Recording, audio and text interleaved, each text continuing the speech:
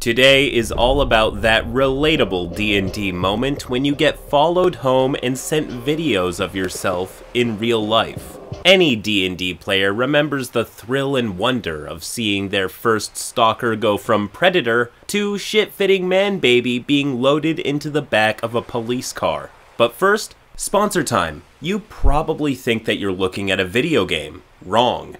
Online role-playing has come a very long way in the past couple of years, but no one have done it quite like One More Multiverse. They have created an online system designed for your role-playing table, combining it with video game-like controls and visuals, and taking your game to the next level.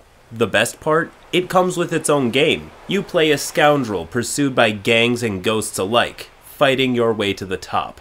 What else? We have a portrait generator to bring your PC to life, smart dice rollers and smart sheets that automate mechanics for your players, game guides for new GMs to make a new system easy, custom art backdrops that let you switch from interactive pixel art levels to cinematic painted backdrops to suit your speed of play.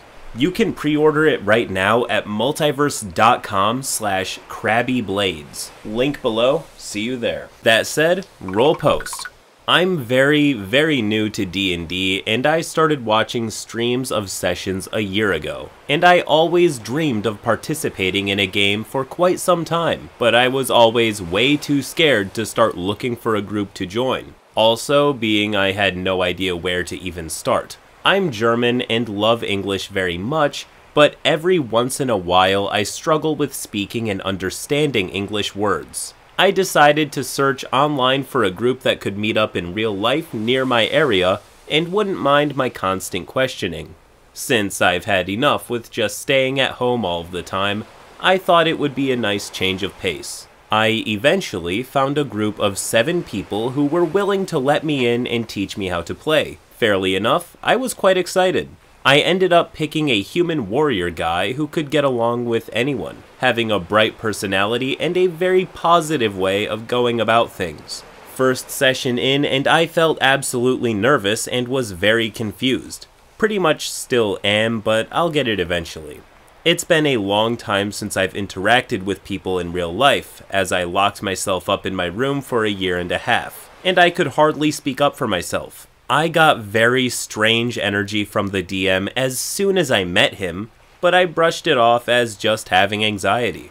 We did commissions for people in the village and mainly just had fun teasing goblins and stuff. We had a few fights and that was about it. It was fun role-playing the character and interacting with one another. The game eventually ended and it was around midnight. My apartment was around half an hour away from where I was. I decided to walk home instead of using the bus I took when I got there. When I got out of the building we were in, I got this weird, scary, off-putting feeling again that I had brushed off earlier. At that point, I felt something was off and decided to be on my guard.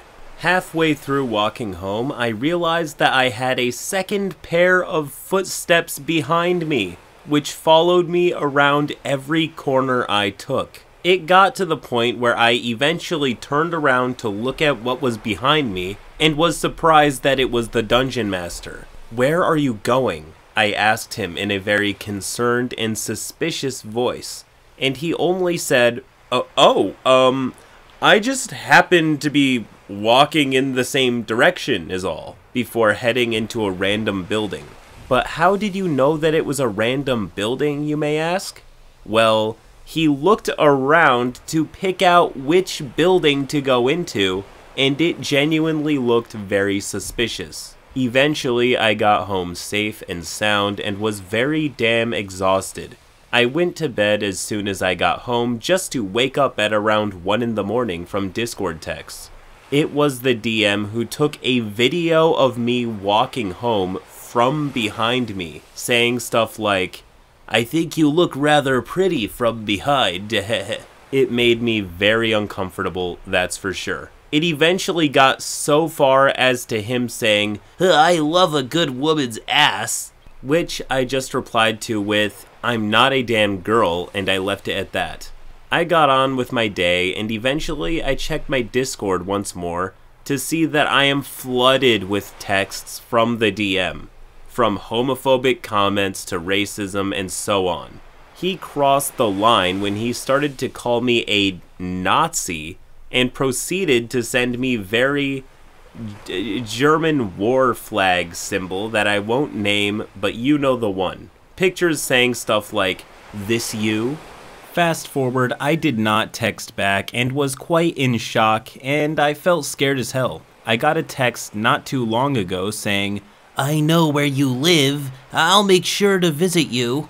This happened 2 days ago. I really love the rest of the group, and I've not told them anything about his behavior. I want to keep playing D&D, but I have no idea how to handle this situation, and I'm scared as to what may happen next. I never thought my first D&D experience would be this bad.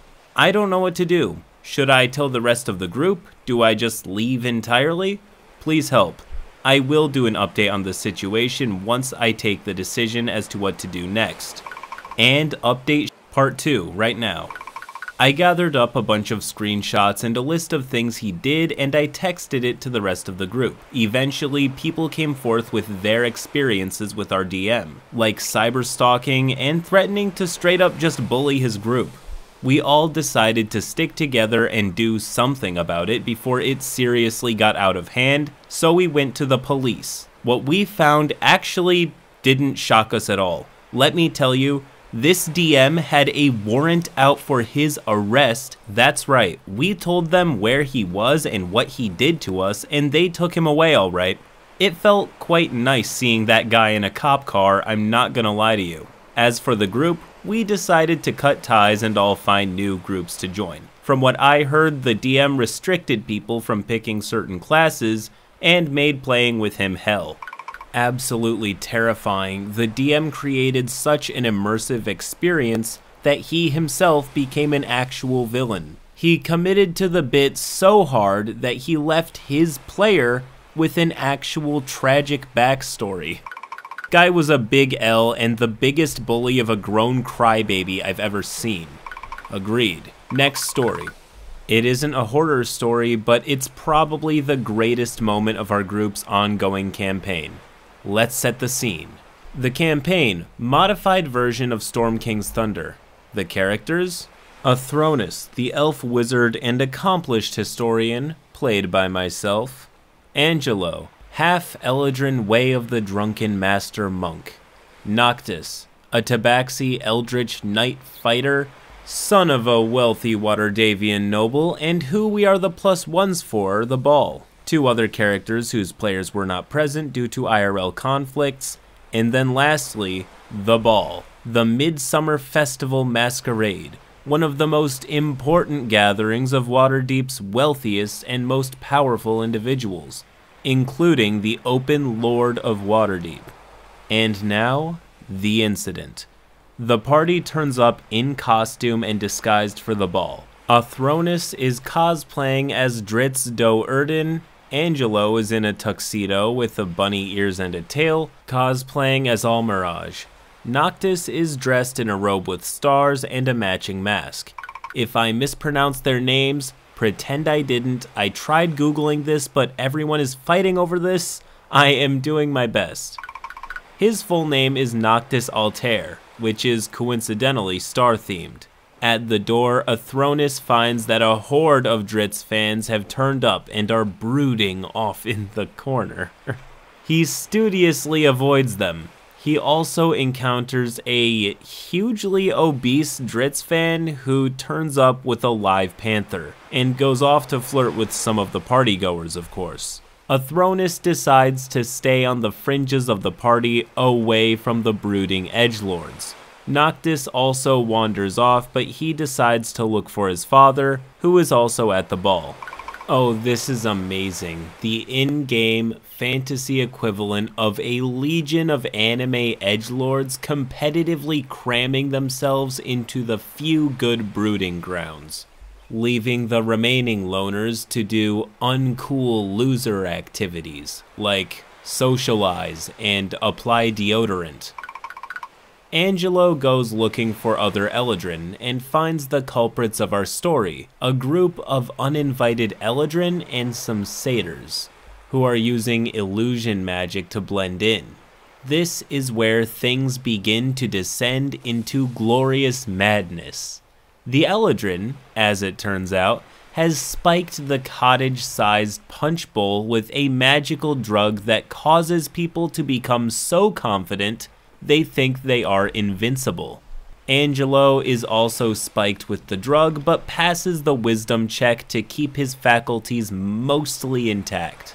Partygoers jump on top of some tables, declaring themselves to be gods. Some throw themselves into groups of people, seemingly unable to feel pain. A magical drug, you say? This just sounds like alcohol. Jumping on tables, proclaiming oneself to be God? I've seen worse. Roll post. At this point, Athronus decides that this needs to stop, and heads straight for the nearest guard post for the Waterdeep Watch. The minute he informs the straight-laced Captain Farlane of the incident at the ball, the captain summons a small army of 150 guards to find the single enchanter causing the incident, and stop them before any nobles get hurt or worse. So, back at the party, there is a small amount of chaos that would not be out of place at any event with alcohol. There it is! Most people assume that the drugged partygoers are just drunk. Noctis and the party's friendly rival, a fellow noble by the name of Valerio, is standing atop a table, embellishing his role in the party's raid on the hill giant fortress of Grundhog near the start of the campaign. Then, 150 Waterdavian watchmen FBI open up into the ballroom and start running around interrogating partygoers as to whether or not they know who the enchanter is. One drunken partygoer attempts to confront the captain of the guard, who punts the guy across the room with a single kick. The Eladrin, delighted by the chaos that they have caused, decide to leave, tasking Angelo, their accomplice, with causing a distraction. Athronus attempts to sneak into a corner to avoid the pandemonium, but is instead conscripted by the guard to help contain the alleged enchanter with magic. Angelo proceeds to yell, "I've found the enchanter!" and tackles Valerio mid-speech, to which a confidence-doped Valerio yells, "You'll never take me alive!" I should probably point out that Valerio is the son of a Lord of Waterdeep. The guards proceed to beat the shit out of him with clubs, while Athronus and another wizard prepare to deal with any spells the enchanter may cast. And he is a real one for that. It doesn't get any more metal than having your shit rocked by a gang of cops while in a drunken stupor. Just for that, I'm going to give Valerio the highest honor I can bestow. His car keys. Bottoms up, King. You've earned them. Angelo and Athronus don't know this is Valerio, as this is a masked ball, and neither does he know who they are. Then, while leaving quietly, the Eladrin mass cast a spell on the entire room, bar Athronus and Angelo, that causes everyone, including the open Lord of Waterdeep and all the most powerful people in the city, to break out in irresistible dancing. Athronus tries to deal with this by casting Counterspell, and manages to get the other wizard to stop uncontrollably breakdancing.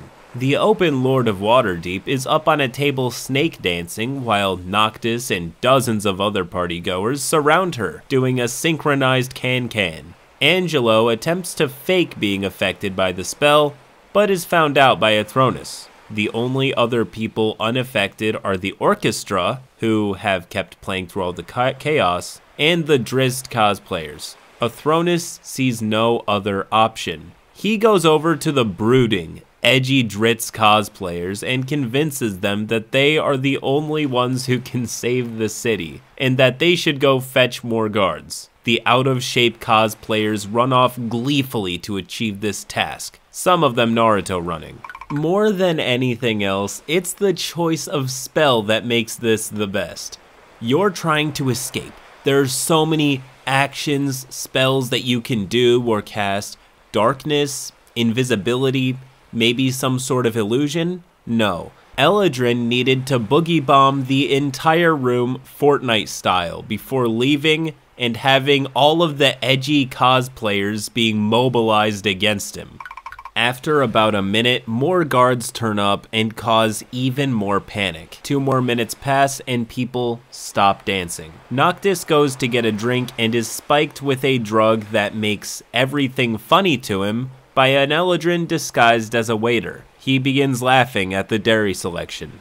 Look, this story keeps referencing magical or otherwise unknown drugs, but this is just weed, man. I know it's not exactly likely, but I am just in love with the idea that the DM is like a sheltered D&D nerd who has literally no life experience whatsoever and thinks he's just inventing these party drugs right now. Kid is gonna flip his lid when he discovers beer. This story ends with just a couple sentences. A hoarder story in universe, a legendary story to me and my friends. Anyways, sorry for not uploading in an eternity. I had strep throat for a bit, but the crab is back. More videos soon. Till next time.